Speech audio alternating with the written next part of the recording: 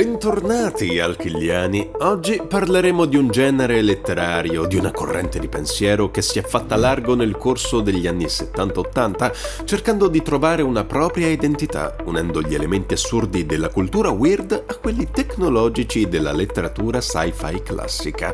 Oggi si parla di cyberpunk.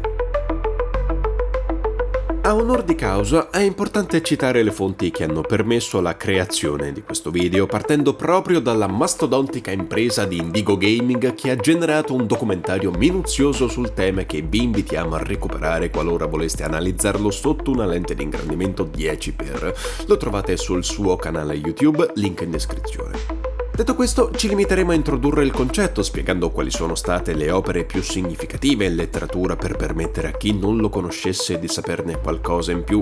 Di conseguenza aspettatevi una panoramica e non un deep dive in questo terribile mondo fatto di luci al neon, ideogrammi cinesi e tecnologia all'avanguardia. Vi elenchiamo ora alcuni media nei quali potrete immergervi per sperimentare in prima persona il cyberpunk. Akira, sia fumetto che anime, sono uno stupendo punto di partenza. Cyberpunk, Edge Runner, adattamento anime del famoso videogioco di CD Projekt Red, Blade Runner, visionario film di Ridley Scott, System Shock Remake, classico gioco su Steam che vi farà assaporare in pieno l'estetica e i classici trope del genere, The Matrix, film visionario del 1999 al quale siamo ancora molto debitori, e Neuromante, libro di W. Gibson che ha segnato definitivamente il concetto high-tech low-life che vedremo poi.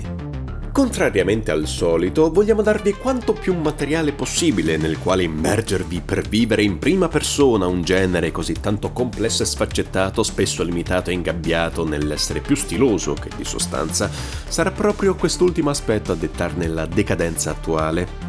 Ultima premessa prima di collegarci al cyberspazio: è impossibile citare ogni autore, film, videogioco o libro inerente al cyberpunk. Se non sentirete parlare della vostra opera preferita, condividetela nei commenti, sarà un bellissimo scambio per chi sta esplorando il tema. Detto questo, preparata una tazza di soy kef bollente, stiamo per collegarci alla matrice del cyberspazio. Jack in! Se dovessimo usare una frase per definire cosa sia il cyberpunk, potremmo fare riferimento all'espressione high-tech low-life. Con questo termine indichiamo un tipo di condizione sociale caratterizzata da un elevatissimo livello tecnologico e una scarsa condizione di vita umana. Nonostante il benessere fornito dalle mega corporazioni e l'avanzamento tecnico in generale, nelle novelle cyberpunk il divario sociale tra classi è spinto al limite. Super poveri e super ricchi, la media borghesia risulta assente. Questo perché il genere stesso nasce in un momento storico nel quale il mondo sta attraversando dei cambiamenti radicali, le rivolte del 68, la guerra fredda, il Vietnam, il boom economico. Se da una parte la letteratura sci-fi classica aveva predetto un futuro meno distopico e più incentrato sulle sfide che la razza umana avrebbe dovuto sperimentare esplorando lo spazio, nel cyberpunk assistiamo al capovolgimento di quella positività. Il focus si sposta dallo spazio alle viscere della civiltà umana che pare essere stata schiavizzata da un capitalismo brutale senza freni. In questo marasma brulicante di vita spiccano gli archetipi del genere come i corporativi, classici colletti bianchi senza scrupoli allevati con il profitto in testa, i runner, ovvero i classici punk che vivono di espedienti più o meno legali, e gli hacker, esperti di cyberspazio che cercano di vivere connessi alla rete sfruttando strumenti come l'ICE per craccare conti o accedere ai dati personali di chiunque sia connesso. Chiaramente sono state scelte solo alcune delle figure che si possono ritrovare leggendo le opere classiche del genere, ma siamo consapevoli che esse non risultano esaustive. Indipendentemente dal tipo di mansione svolta, nessuno è esente dal combattere per sopravvivere. Un hacker rischia costantemente di finire flatlined a causa dei pericoli sempre in evoluzione nel cyberspazio. Un corporativo, proprio come nella vita reale, rischia il suo posto privilegiato ogni giorno a causa dei sabotaggi da parte dei colleghi, e un runner può rimetterci la pelle se accetta l'incarico sbagliato. Come è possibile notare già da queste prime righe, gli archetipi presenti nella narrativa sono quasi sempre antieroi. La decadenza nella quale è stata portata la civiltà è nata proprio dai singoli che hanno intrapreso una carriera volta all'ultra individualismo, corrompendo le radici del vivere sociale. È un ritorno allo stato di natura tanto caro ai giusnaturalisti del XVI-XVIII secolo, con la differenza che al posto delle clavi in questo caso sono state inventate le armi laser e gli impulsi EMP. Enormi grattacieli super tecnologici e dominati dalle corporazioni si sovrappongono alle bidonville in cui alloggiano la maggior parte delle persone. È una decadenza ossimorica il cui scopo è spingere l'essere umano alla ricerca dell'ultimo impianto cibernetico di tendenza, gli upgrade capaci di dare un nuovo boost di dopamina ad un cervello ormai fuso con il cromo e i metalli pesanti delle nuove tecnologie. Nessuno è al sicuro, nessuno è intoccabile in questo mondo dominato dalla fame per il tech e nel quale tutti sono connessi alla rete.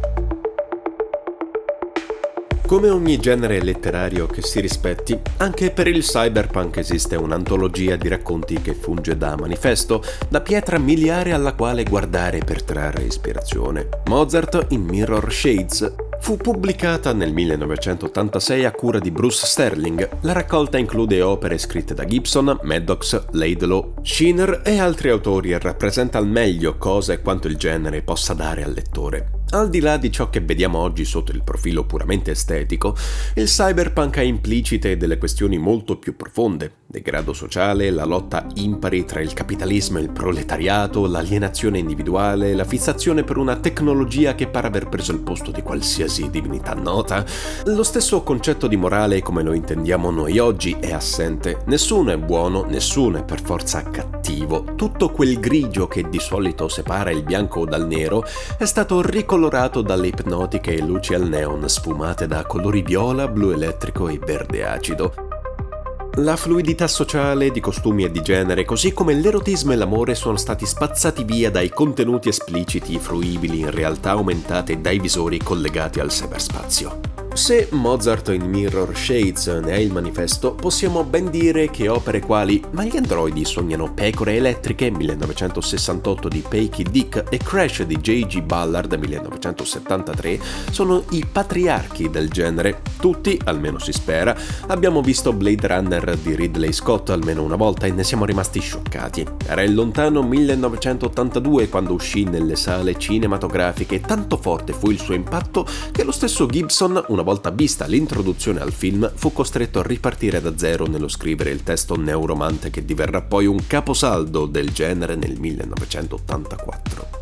Come potete notare, la storia stessa del filone letterario è radicata in media di diversissima natura e il nome cyberpunk fu scelto solo nel 1983 quando uscì un racconto di Bruce Bethke che porta come titolo proprio questa parola, cyberpunk. Siamo giunti fino a qui e non ci sarà concesso questa volta parlare a 360 gradi di questo genere solo per questioni di tempo. Vi invitiamo a chiedere approfondimenti in merito qualora li voleste o non avessimo parlato di uno specifico tema. Sarà un piacere scrivere ancora per voi. Prima di concludere, in ogni caso, abbiamo bisogno di affrontare ancora alcuni temi molto importanti sulle origini di questa corrente letteraria. Abbiamo detto che sono presenti nel filone molti temi di carattere sociale e identitario, pensiamo agli androidi di Blade Runner ad esempio, ma uno degli elementi che rende il cyberpunk unico è sicuramente la sua estetica. Esso prende a piene mani anche dallo stile punk per i costumi, come le giacche in pelle, piercing e le capigliature stravaganti, dalla musica elettronica con i suoni dei sintetizzatori, dall'arrivo dei PC e di internet nelle case dei cittadini, dal gaming e dalla realtà virtuale, dal noir dei film polizieschi con le sue atmosfere cupe e grigie e dalle mega corporazioni cino-giapponesi. Insomma, la multiculturalità mediatica con la quale il cyberpunk è stato scritto ha potuto generare qualcosa di assurdo alla stregua del genere weird e al contempo più sociale e profondo della fantascienza classica in stile Asimov alla quale eravamo abituati. Oggi, purtroppo, di questa poliedricità ci resta molto meno e lo stile con il quale si tende a scrivere opere cyberpunk si è omologato tanto.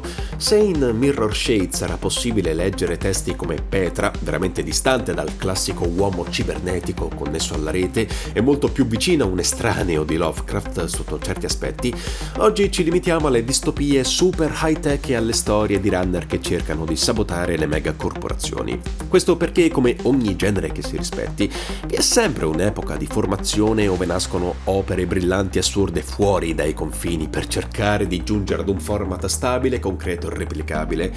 Se è vero che la letteratura anticipa la società, possiamo ben dire che molti temi sono attualissimi oggi. Pensiamo al mondo dell'affettività, sempre più veicolato tramite PC o telefono, dunque distante, al fatto che l'illusione della società stessa, chiamata in maniera dispregiativa Matrix in onore del famosissimo film delle sorelle Wachowski del 1999, ci porti a questionare leggi e funzionamenti burocratici.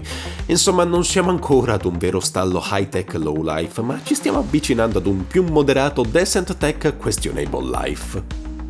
Ottimo, amici e amiche di Alkill, per oggi ci siamo. Speriamo che il video vi sia piaciuto, noi vi auguriamo come sempre un Beyond All e ci raccomandiamo, toccate anche un po' d'erba oltre allo schermo del telefono, eh? Bene, Jack out.